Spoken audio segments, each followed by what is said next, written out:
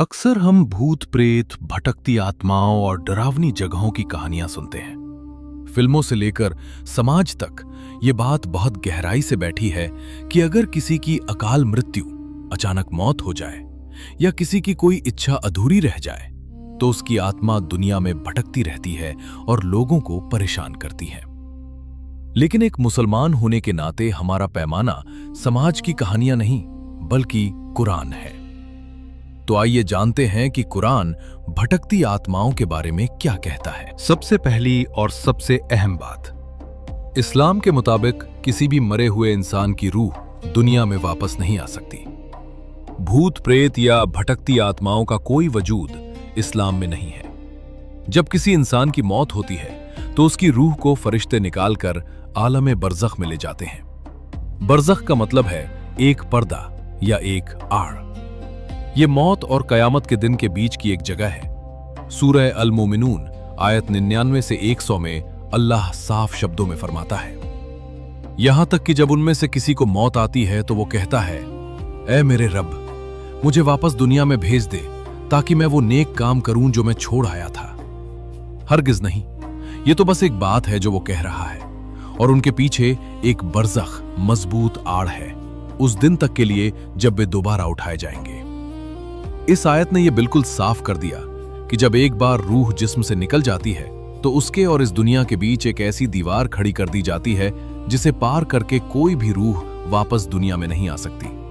न तो अच्छे लोगों की रूहें दुनिया में किसी से मिलने आ सकती हैं और न ही बुरे लोगों की रूहें किसी को डराने या बदला लेने आ सकती हैं। अब यहां एक बहुत बड़ा सवाल पैदा होता है, अगर मरे हुए लोगों की आत्माएं दुनिया में नहीं आती तो फिर वो साए क्या हैं जो लोगों को डराते हैं?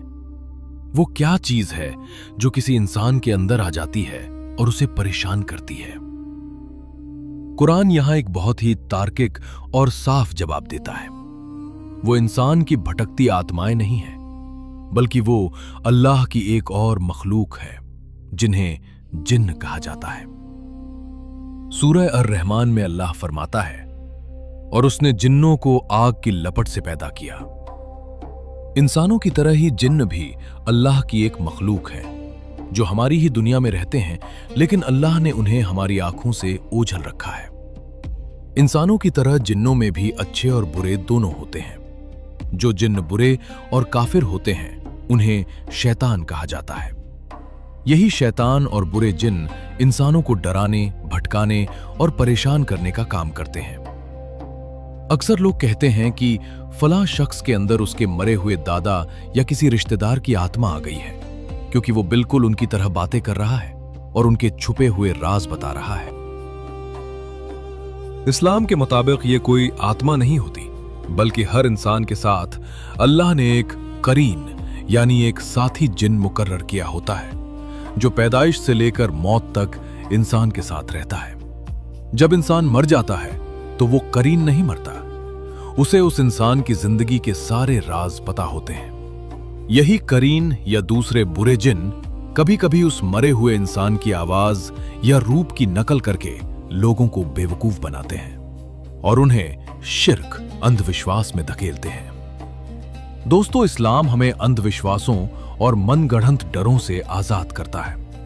कुरान हमें बताता है कि हमें किसी भूत, प्रेत या भटकती आत्मा से डरने की जरूरत नहीं है क्योंकि उनका कोई वजूद नहीं है।